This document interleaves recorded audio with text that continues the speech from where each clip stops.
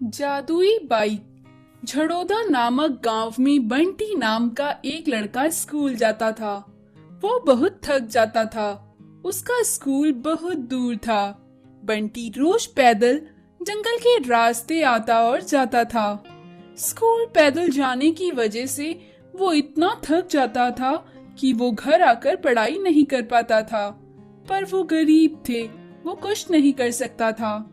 एक दिन बंटी अपने पिताजी से बोला, बापू मुझे रोज स्कूल जंगल के रास्ते पैदल आना जाना होता है, मुझे एक साइकिल ले दो। मैं स्कूल आते जाते थकूंगा नहीं और मन लगाकर पढ़ पाऊंगा। उसके पिताजी बोले, बेटा तुम हमारी हालत जानते तो हो, कितने तंग हालात हैं। बड़ी मुश्किल से 2 वक्त की रोटी मिल पाती है। तुम्हारे लिए साइकिल के लिए पैसे कहाँ से लाऊं? पर मुझसे तुम्हारी तकलीफ देखी नहीं जाती।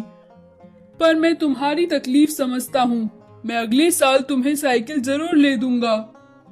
बंटी बोला, अगले साल? वो तो बहुत दूर है बापू, तब तक तो मैं इतना थक जाया करूंगा। ठीक है, पर मैं इंतजार करूंगा। एक दिन बंटी स्कूल से लौट रहा था। रास्ते में उसे एक बाबा मिला। बाबा बोले, बेटा झड़ोदा नामक गांव किधर पड़ेगा? बंटी बोला, अरे झड़ोदा गांव, गांव तो मेरा ही है, मैं वहीं जा रहा हूँ, चलो मेरे साथ चलो। बाबा बंटी के साथ चलने लगे। पैदल चलते चलते बंटी बाबा को अपनी दोस्त और स्कूल की बातें बताने लगा। बाबा उसकी बातें सुन बस मुस्कुरा देते। बंटी बोला, मेरे स्कूल में बहुत बड़ा मैदान है, आज हमारा खेल का दिन था, हमने खूब मस्तियाँ की। इस तरह बातें करते हुए वो झड़ोदा पहुँच गए। बाबा बोले, बेटा तुम रोज पैदल इसी रास्ते से आते जाते हो, तुम थकते नहीं हो क्या? ये रास्ता तो बड़ा लंबा है। बंटी बोला, हाँ बाबा थक तो जाता हूँ, पर क्या करूँ, मेरे बाबू के पास साइकिल के लिए पैसे नहीं है ना, तो मुझे पैदल ही जाना होता है। बाबा बोले, अच्छा बेटा, मैं तुमसे बहुत खुश हुआ हूँ, तुमने मुझे यहाँ तक छोड़ा है। मांगो तुम्हें क्या चाहिए? इस पर बंटी बोला, बाबा मुझे तो साइकिल चाहिए और कुछ नहीं चाहिए। बाबा बोले, अरे मेरे बच्चे, बस साइकिल ही मांगी, कुछ और भी मांग लेता तो मैं दे देता। बंटी बोला, हाँ बाबा, क्या आप मुझे साइकिल दे सकते हो? अभी तो बस मुझे उसी की जरूरत है।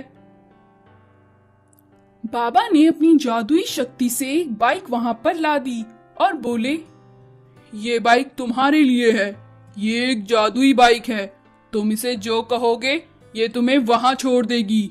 बस याद रखना, कभी लालच ना करना, वरना ये गायब हो जाएगी। बंटी बोला, धन्यवाद बाबा, ठीक है।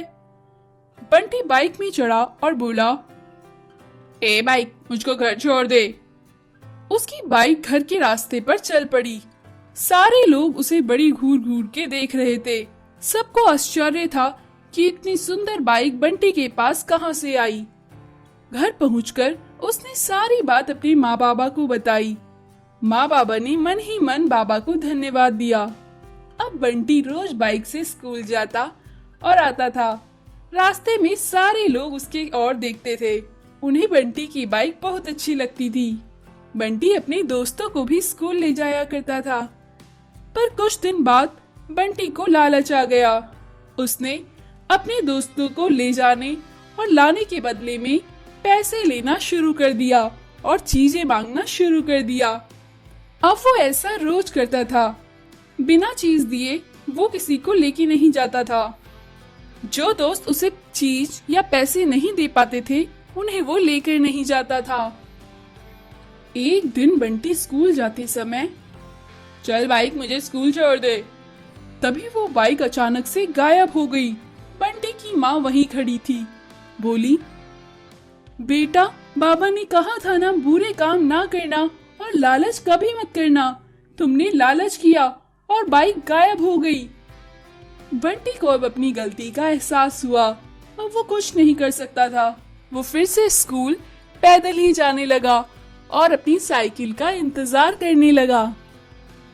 तो दोस्तों, लालच करना बुरी बात है।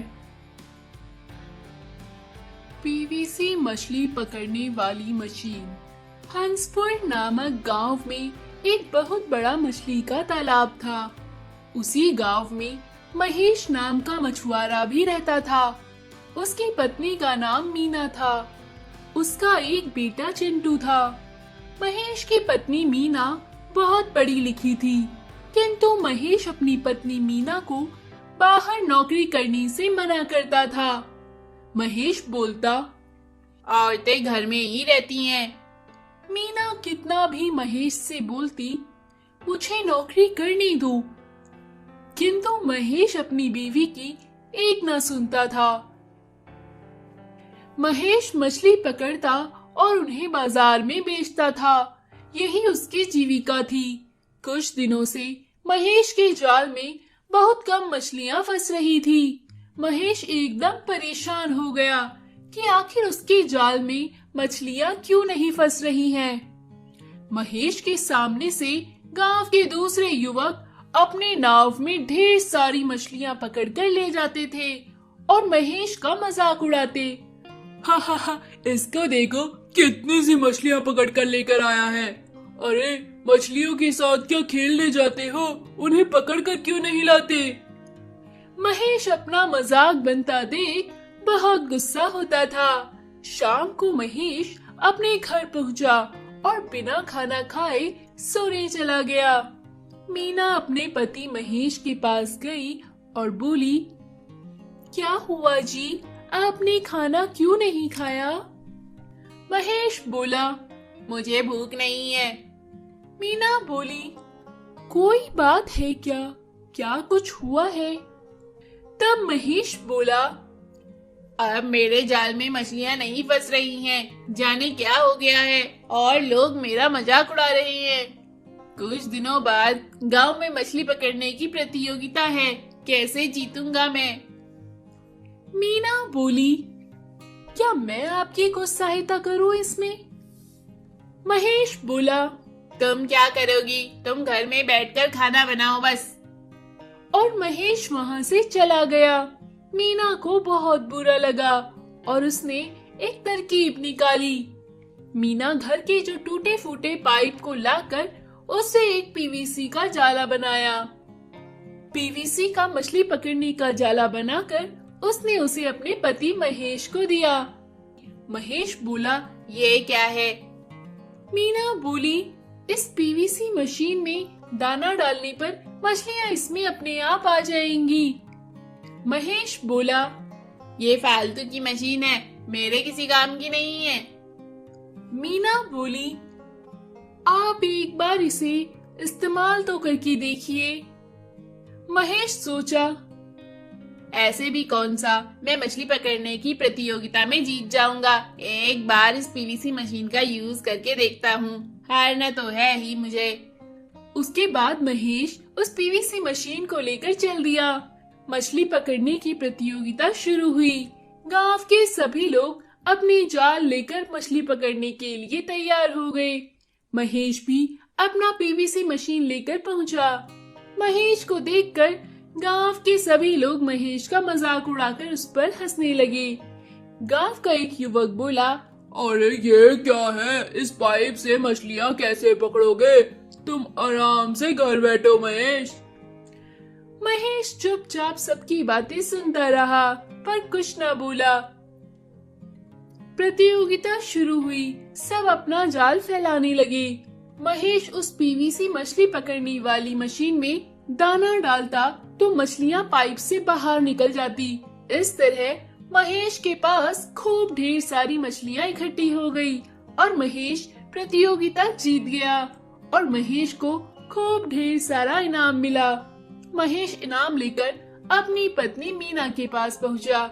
मीना से माफी मांगी और बोला, मुझे माफ कर दो मीना, मैंने तुमको हमेशा गलत समझा, तुम्हारी पढ़ाई का हमेशा मजाक उड़ाया। आज तुम्हारी वजह से मैं ये प्रतियोगिता जीत गया, मुझे माफ कर दो। आज से तुम जो करना चाहोगी मैं तुम्हें वो करने दूंगा। मैं तुम्हें अब नौकरी करने से भी मना नहीं करूंगा। मीना बहुत खुश हुई और महेश को गले लगा लिया। मीना और महेश खुशी खुशी रहने लगे।